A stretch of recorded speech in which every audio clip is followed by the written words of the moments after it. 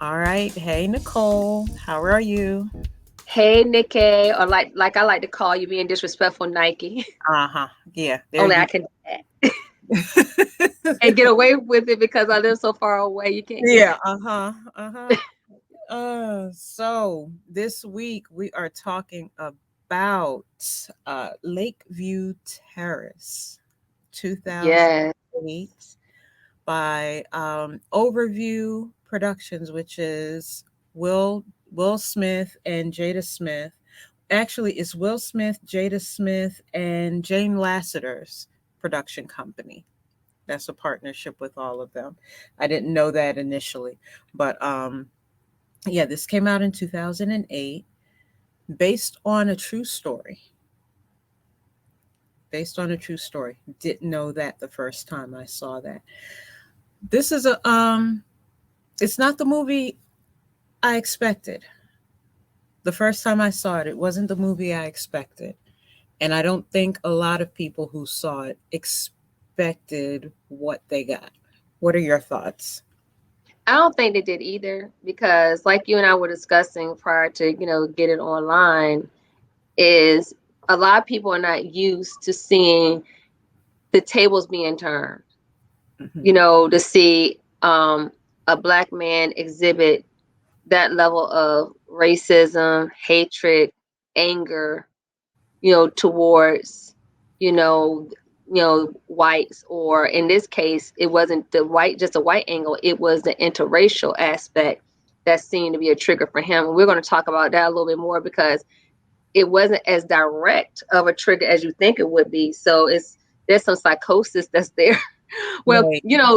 look at his behavior, period. I mean, of course, there's some psychosis there, but just how it wasn't as direct, like it was a direct hit. Like I had a negative experience with an interracial couple myself. That's Hmm. why I did what I did.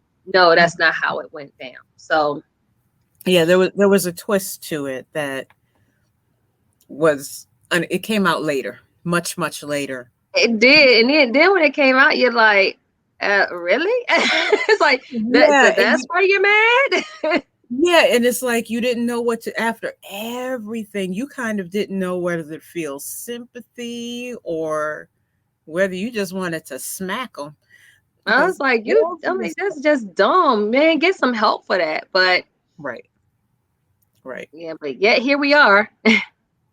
right.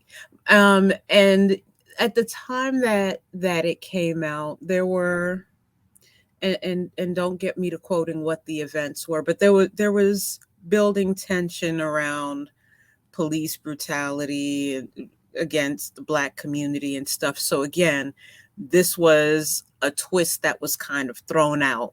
Yeah, Okay, what if it was, the initial notion was, okay, so what if it was a black cop that was being racist? What would the feeling be, regardless of what the background reason was? What would the feeling be? And again, I don't think a lot of people really knew what to do with that, especially when the reason came up. Like, yeah. let's put it this way: is there ever a reason? No, but there are circumstances where you can kind of say, I get it. Like, had he, been in an interracial relationship and experienced a level of racism, the marriage going sour, whatever, so it made him turn left, turn a corner. Because when you think about character development, you can kind of see that. Or had he, been a victim at the hands of having a white father, or maybe a white, foster care parent or whatever, and feeling like, how can they ever love you when Yeah, this is how they treat you? They take you in, and this is, eventually the real them shows up. You can kind of look at that and say, well, I can see yeah, why his anger would be displaced. It was like twice displaced, actually, because because at the same token, you're taking it out on people that have nothing to do with your It's circumstance at all, mm-hmm. other than they ended up in your neighborhood being an interracial couple, and it just sent you on some really wild Put you over head the trip. deep end, right. And the Yeah. thing is, when you look at the makeup of the rest of the neighborhood, all of his other neighbors of other ethnicities had seemingly nothing bad to say about him. He interacted very well with them. But isn't that the case with most murderers? When you think about when you think about a lot of, because you and I love to watch those shows, that's probably not a good thing, but hey, people need advice on making somebody disappear.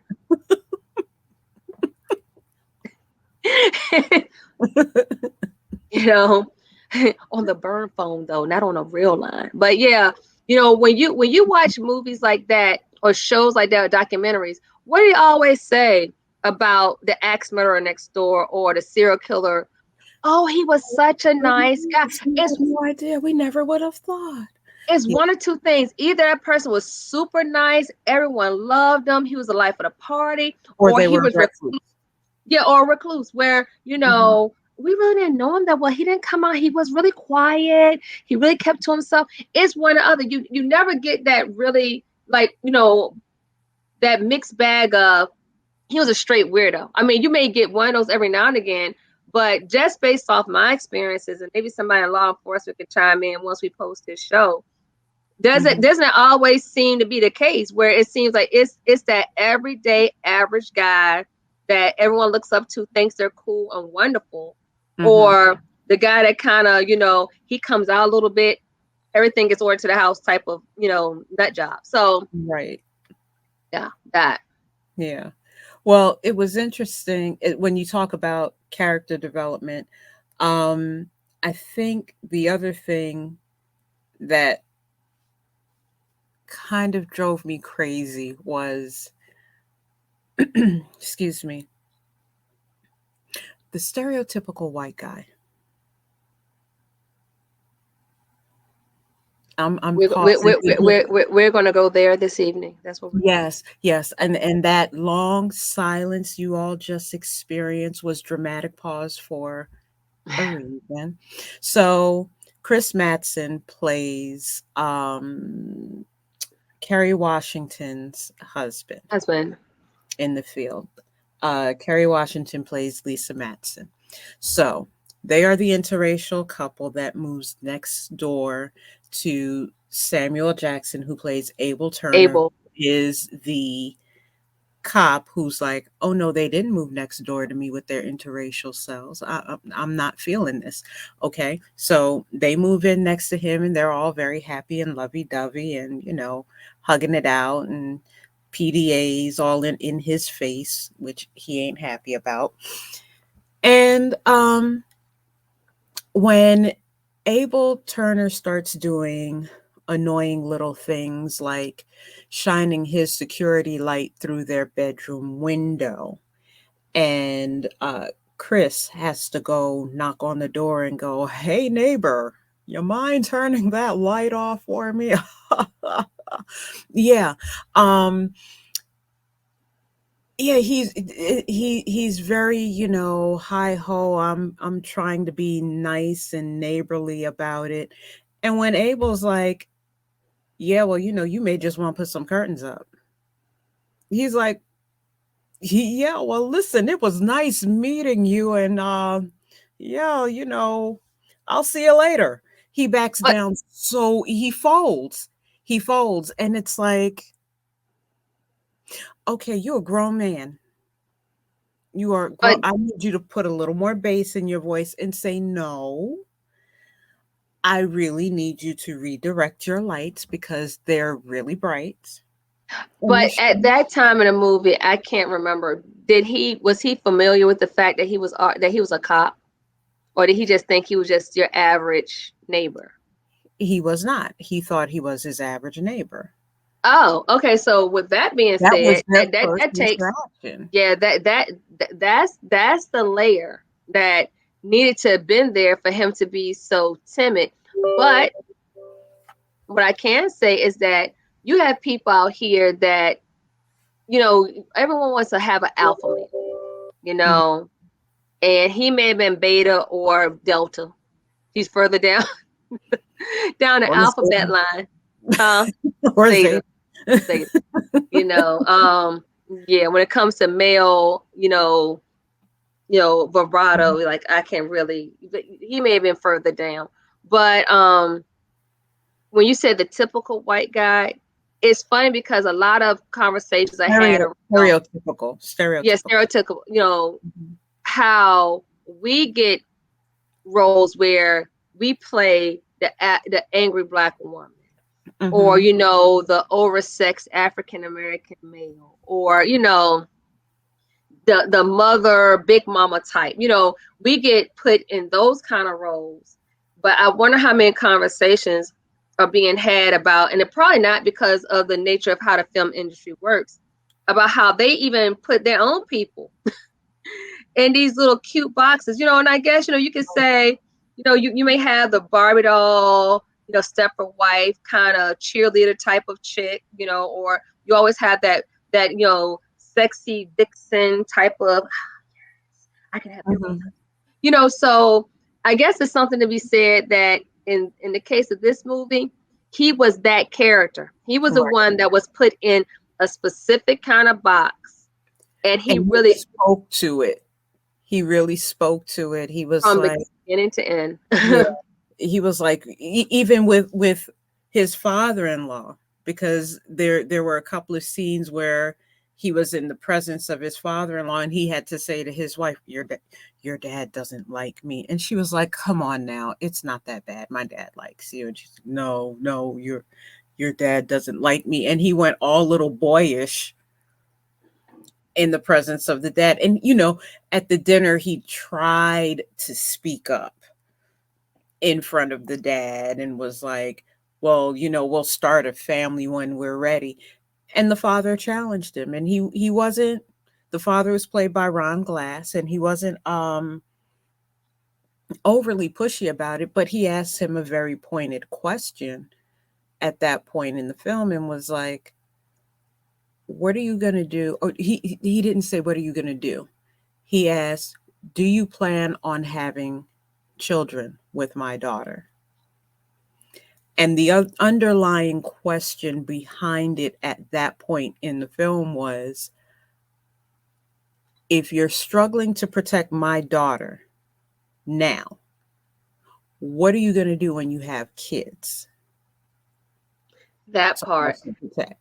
But can I just say something? I haven't had the benefit of being married. That's something I would like to have in my life. But just looking at the dynamics of it, one thing that couples struggle with is everyone being in their bedroom, or and dealing with their fertility issues and what it is they're going to do with their own bodies. And I think that, and I'm speaking for those couples out there, I think it's intrusive for people to ask those questions, because you don't know if they're trying, you don't know if they want children, or if that's something that they're really struggling with when it comes to selling in on that. You don't know if one of them has an issue when it comes to procreation. But you feel like, versus asking me, any other question, we're gonna go right to the nitty-gritty of who's It's gonna. intrusive. Yeah, it's intrusive. But speaking as a parent, if I'm sitting down with my kid and my in-law, that question has nothing to do with, all right, what position are you using? It's about my genealogy. And I get It's that, it's but about extending the family it's line. but It's it's about sensitive, It is sensitive. It is sensitive, but it's also about, how are you going to take care of my child? How are you going to protect my grandchild?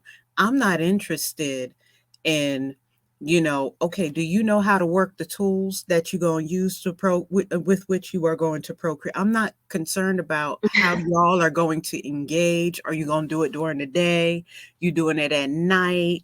I'm not asking that question. The question was, A, do you plan on having kids? And if the question is yes, part two of the question, which went unasked in that scene, was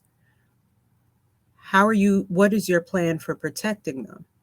Because the part of the reason why they moved there, at least as it seemed to have been conveyed to the father, was we're moving here because we want to start the next phase of our life, which presumably was to start a family. But do you And think that's away from everybody else prying into our lives. But do you think that, and I know that we're digging deep because it's a movie, so Yeah. it's Yeah. only about 2 or 3 layers to it. The rest of you have to kind of. But do you Yeah. think that's a conversation that should have been had when and if he asked for his daughter's hand in marriage? Because I'm thinking that's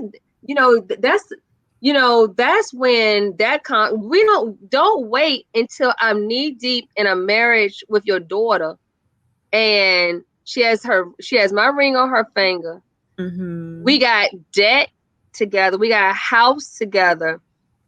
We're living a life together. And now 5 years in, here it comes. Oh yeah, by the way, you plan on putting a bun in the oven. If you do, how you gonna protect that bun? Really, dude? This is That something that wasn't should have.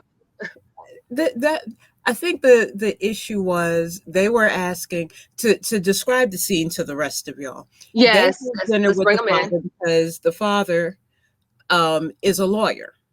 He's either a lawyer or a judge. And so they were seeking legal counsel from him, what to do about this cop who is harassing them because he has a whole police force on his side. Exactly. They just moved into the neighborhood. So, what case do they have against this guy who seems to be doing real just annoying stuff? And at the beginning of the conversation, he said, "But do you have proof? Do you have proof that what he's doing is racially motivated?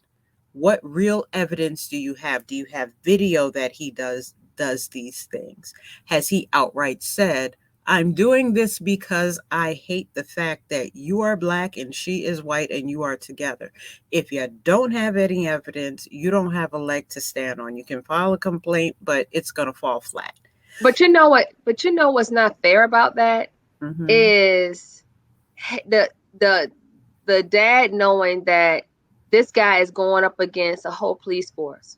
Mm-hmm. Now, what do you want me to do? See, that's what I would have said to him. What and if you were in my position, what would you do? If this is a guy that was harassing your daughter without me even being there, what would you do, Dad?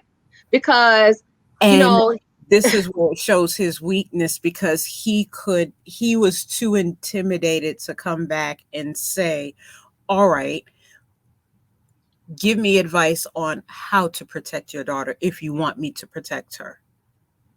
and You I know, really, what's the best case here? Because we're coming to you for advice. Give advice. and I think that the dad. This is just me. I Mm-hmm. think that the dad used it as an opportunity to belittle him and show his daughter Right. that he didn't have a plan. And to me, that's not the time for that. We Yeah. need solutions. Just like we need solutions. We need answers. We don't need the direction that he was trying to take it in. We already know Yeah. the boy's weak. We already know he's timid. We already know that he's not the one that's going to squash a grape in a food fight. We already know that. So now that we got that going, that we ask of a legal Well, ramifications. he offered a solution. He said, take a loss, sell the house, and come back home. But then what does that do to Chris's perceived manhood? It says, I can't take care of your daughter out here. Well, my thing is that's no different than I know I'm about to go off the deep edge. That's no different than when these people buy his houses are supposedly haunted. Now, how look stay in a house every night being tormented by poltergeists and not saying, you know what, let me go ahead and take this serious L, and just move. Who does that? You know, so what do you gain Well, by they would have had huh? the financial help from her family. That's They were that's like, the point I'm trying to make. yeah. What would they have to gain by staying? Because I can duke it out with you, but what am I really winning here? Because Mhm. some fights are not worth fighting.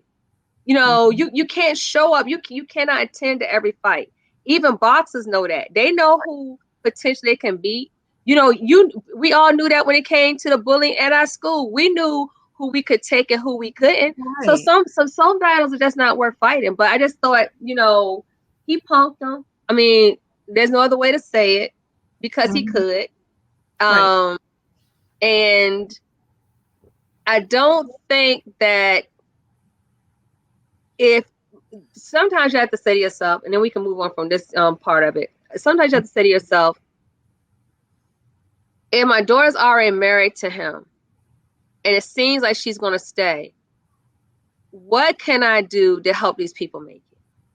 Am I going to be a help and not a hindrance? This is my favorite saying. Am I going to be a help and not a hindrance, a blessing and not a curse? Because you either one or the other. People want to act Mhm. like they're in the middle, they're neutral, they're Switzerland. No, when it comes to certain things, you have to pick a side. And I think that by him going about the way he did, he didn't pick a side in reference to their marriage making it. Now their marriage, burns up, in a fiery heat, 5 years from now.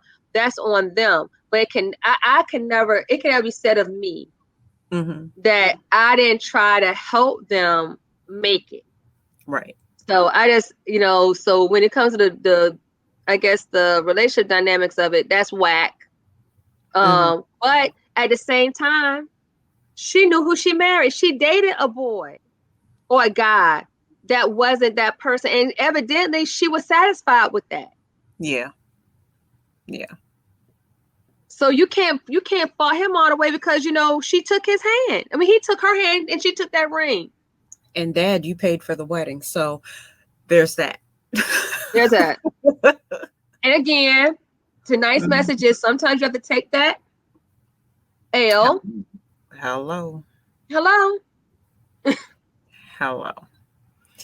Yeah. And even his Abel, Abel's family dynamic. It's should we tell this part? We should. Do we want to Let's tell share. his why? Okay. Yes, we do. Spoiler alert if you haven't seen this movie. So here's why Abel is pardon my French, batshit crazy. Um so Abel's wife died, was it the year before? I Or think so. 3 years. Three It's like years. 3 years before. Mm-hmm. So Abel's wife died 3 years before. So he was still in his grief process. That's the twist. And anger process. Hmm. And you see it at the very beginning of the movie. It opens up and his kids are at the breakfast table. And initially you think, okay, he just has a contentious teenage daughter who's in her way and she just wants to do what she wants to do and her father's trying to correct her and make her a better human being and everything he says she wants to do the opposite of. And then you find out that he's basically running his house like the darn military, pretty much. And she's had about enough of it at 15 years Mm-hmm. old. He's like, I want to go live with Auntie. I've had enough of this. You're being ridiculous. But he's just being really strict because now he has to play the role of mother and father. And there's some underlying anger about the way his wife died. And it's like it's misplaced anger, Mm-hmm. and he doesn't know where to go with it. He Right. doesn't know. So everybody gets a taste, and for whatever reason, this interracial couple triggers him. Right. And And that's the thing. He doesn't have the answers about his wife's death, about the like situation. the situation, and we're not going to tell you what it is because that would kind of ruin it for you. But what we Yeah. can, what we're willing to say is this: is that sometimes when people die, their death has ends up creating more questions than answers. Right. And the questions can never be answered because the people that were involved in it are no longer alive to speak to why it went down the way that it did.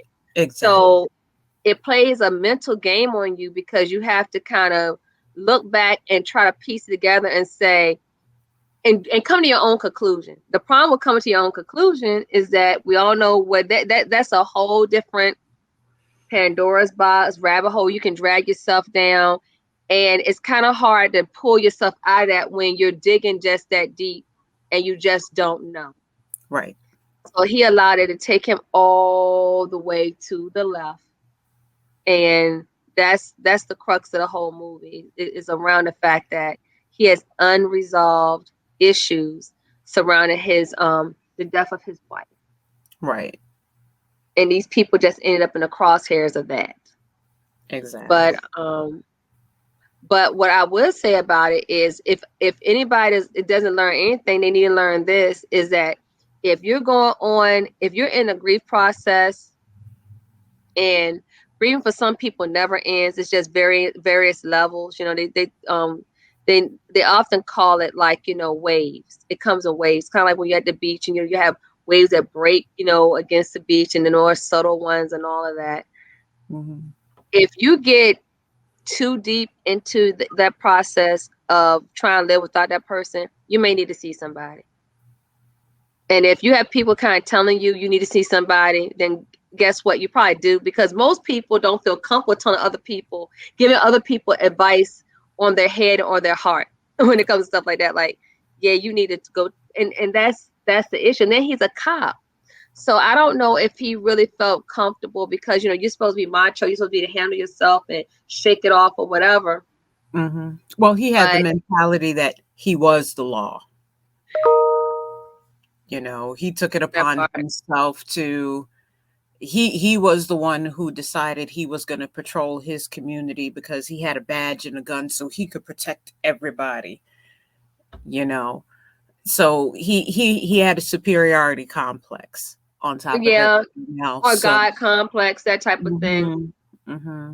That somehow, no one could do it better than him. So guess what? So there was a lot going on with him. Did we mention this was based on a true story? Yeah, in the very beginning, it is. That's the crazy part, is that this is not somebody's brainchild. They're like, oh, what if we made the character in the movie that's racist black and he's attacking. This is not made up, and I'm trying to find, because and look at how many people. That's another thing too. Look at how many people he hurt in the process of not addressing his trauma. Exactly. Because I'm not saying it's okay for you to just deal with it and take yourself, drag yourself down to hell. But at the same token, when you're not dealing with your own trauma and you end up taking everybody else for the ride, that's not fair. Right. No one brought a ticket to this show. No one did. So apparently this actually happened in Altadena, California in 2002. It was loosely based on a situation with the interracial couple John and Melanie Hamilton. And I guess the officer's name, I don't know if I'm pronouncing this right, Irisi Henry, who is the African-American Los Angeles police officer. So that's when it happened, beginning in 2002. And that officer eventually lost his job for harassing that couple. So are we surprised by that? Not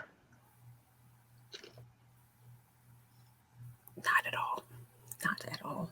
No. But yeah, so on a scale of 1 to 5, what did you give this movie? Well, it didn't get the best of reviews, and that's something you and I were also discussing as to why behind that. I think that people don't know how to compartmentalize it. where to place their emotions or their stances on it. They don't know where to set this down. It kind of reminds me of when someone gives you a cup and you're looking like, okay, I don't see a coaster. Do I use this book that's on the table? Do I use this tissue? You know, so you're trying to kind of figure out or just hold them up. And I don't want to ask. So it's like, I think that people just don't know where to place this. Right. So I think that's a part of it. We didn't research it enough to know what else was out at the time, because sometimes movie ratings kind of get lost in the sauce because there are other things out there that people are more into. So by the time they watch this, they're like, well, you know, it's like, you know, their emotions are kind of mixed because there are some other things I hear that were more intriguing to them or exciting or thrilling to them, or they were able to better connect to. Yeah. I personally, I would give Samuel Jackson a 5, but overall the movie a 3. So I think that where the average rating was for it, that's where I am for the movie overall. But I could say that Samuel being Samuel, he gets a 5. But the movie overall gets a 3. What are your thoughts, Nicole? I think, to your point, just like we discussed before, people didn't know quite where to place it. Yeah. You know, because the initial thought, and like I said at the beginning, I thought this was going to be an obvious, okay, we're going to make you watch a movie about a black officer who is racist and harassing a couple because they're interracial, just straightforward, that there wasn't going to be this underlying emotional issue. And so that little twist made a difference. And at the end, I was like, okay, well, what do I do with this extra piece that's dangling out here? Yeah. You know? So I was left with something different at the end because it wasn't the movie that I thought it was going to be. I think for other people, it was the initial feeling was, okay, I don't know what to do with the idea of a black racist officer, because that's not something that's discussed. There's one piece of the population that would be like, see, it does exist, and then they'll leave it there. They'll leave it there and won't discuss it any further. And then there's another set of the population that'll probably be like, yeah, but that's dealt with swiftly and quickly, so it really doesn't exist the way you think it exists. Yeah, and I think that and the police officer angle really throws it off, because you're like, once again, they're hired to protect and serve. So when you can literally come off your job after protecting and serving all day to menacing and harassing people, it's like, when did you put that hat on? Did you put that hat on at the precinct, on the way home, after you grab some groceries from the buy low? When, you know, when did you have time? Yeah, you know, did you do it at home when you put on your basketball shorts and your cut up tee? What? I mean, so when did you switch over? Right. When did that light bulb go off? I didn't know before today that this was based on a real story. So a lot of people didn't hear about this.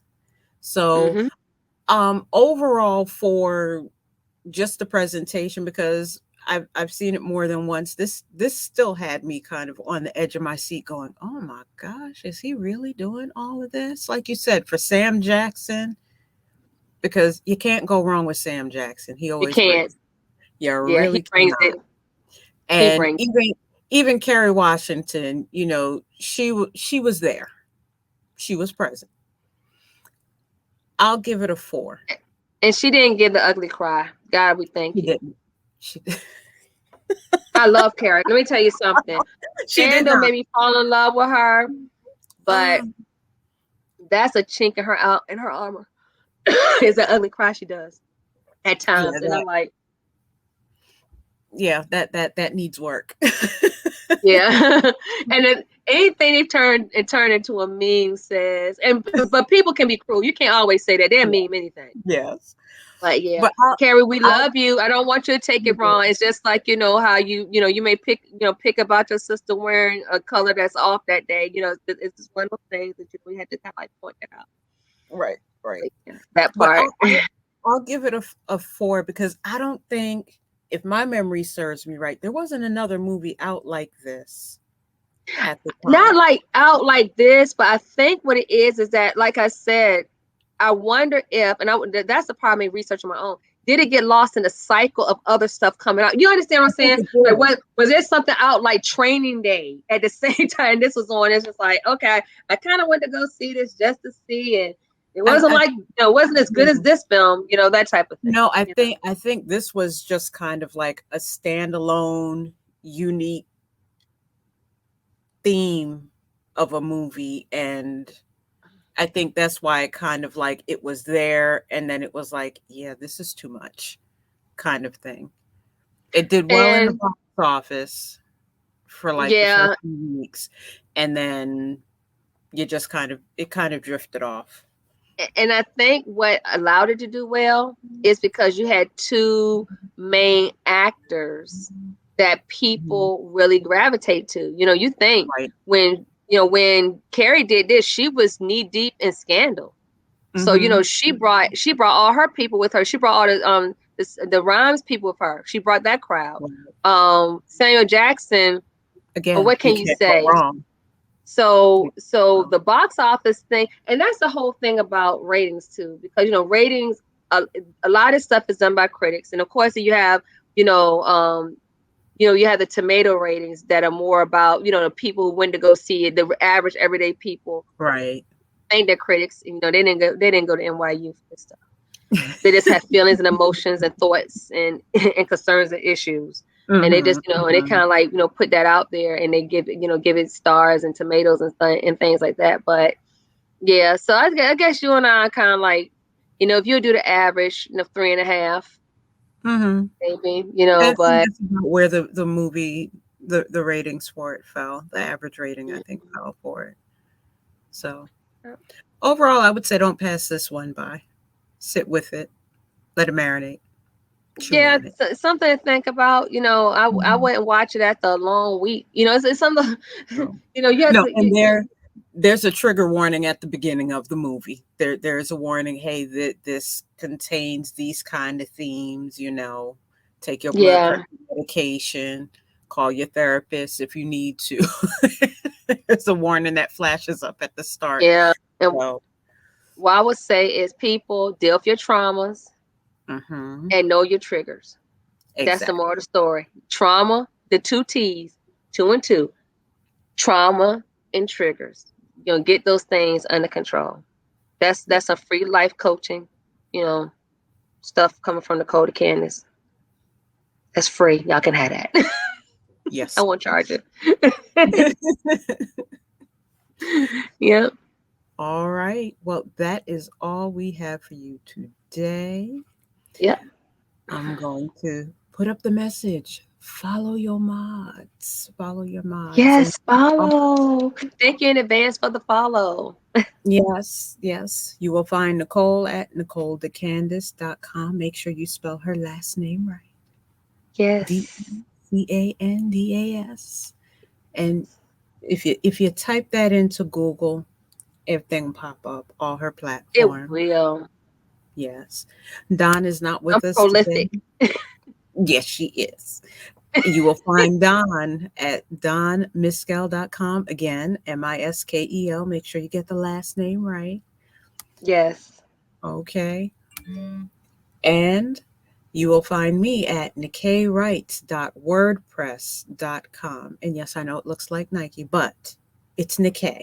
I'm pronouncing it right. And you know what I just found to be interesting? It just Mhm. dawned on me, and we've been friends for years. All Mhm. three of us have challenging names. Isn't that crazy? Our names What are an not odd. challenging. Our names are not challenging. They are unique. Yeah, they So present they're not challenges for people, but they are unique. They have the challenges, not us. Deal with your Oh, challenges too. That's what, two T's and a C. Challenges, hello. triggers, and trauma. Okay. All right. And at the beginning, you heard Robert Rice Jr., that music. Yeah, Check it out, that's it. smoothology.net. Download, download, download. And don't forget to like and subscribe to our page, Movies That Move We. We are here on YouTube. You can find us on Facebook, group by the same name. Yes. Listen, Nicole, tell them how to do it. Tell them how to do it. Okay, because some people are denied today, like a overdrawn credit card. Yeah, that happened. So we have a few questions in order for you to be considered for the platform, for the page. So yeah, it's not that many, and they're easy questions just to make sure that you're bringing some value to the site and not coming to troll or not coming to pitch or sell anything, because that's not what we're about. We're just about critiquing um, black cinema, and some music does slip in there when we talk about soundtracks, and and honoring black actors and that type of thing. So if you're into those things, definitely join us, but answer those questions, or I will have to decline you. I declined 2 people today. I had time. So Oh, yeah. And and we keep it classy, we keep it clean and friendly, and yeah. a lot of people contribute. So definitely become a part of what we have going on. I think you'll enjoy it. Yeah. It's always a good vibe in the room. We Yes. hear your discussions. Make sure to comment on any of the posts. Any of the Yes. posts. Look, go ahead and what I always call it back blogging. But go ahead and scroll all the way back to the beginning and comment, share, tell your wife, tell your kids about it. We Yep. love that stuff. We love that We stuff. do. We're going to shout out today's sponsors. Yes. We have a few. Mhm. We even have an unofficial sponsor. I'm good for that. That'll be added. Urbby Entertainment. This is an international DJing company and apparel company. Definitely look up Raymond Bailey. He sponsors us, my show and things like that, and he's phenomenal. So Urbby Entertainment, that's one of our sponsors. We have Shear, Dazzle, Salon, and Chesapeake. Kiki got me right. If you look at some of our other posts, I had a lot more hair, but this is me. That was extra. That was my summer do, my crochet. And Color You Cosmetics. And Color You Cosmetics, and we're missing an extra U. Oh, are we? Yeah, Let me make sure I can it's the say. European way of spelling it. So Okay. Color You Cosmetics is responsible for my look when it comes to my face. I want to thank Karen Stallings. She's actually the owner of the brand, and I'm a brand ambassador. So if you're interested in either doing online classes, doing classes in Norfolk, doing classes in Atlanta, not outside of Georgia and Lithonia, if you're interested in doing anything like that, if you're interested in the product, definitely check out Color You Cosmetics, and or just hit me up in my DMs and I can give you more information if you like my look. So, and the unofficial sponsor is what I've been nibbling on the whole time because I'm starving. I just got off a photo shoot myself. That's why my face is super big.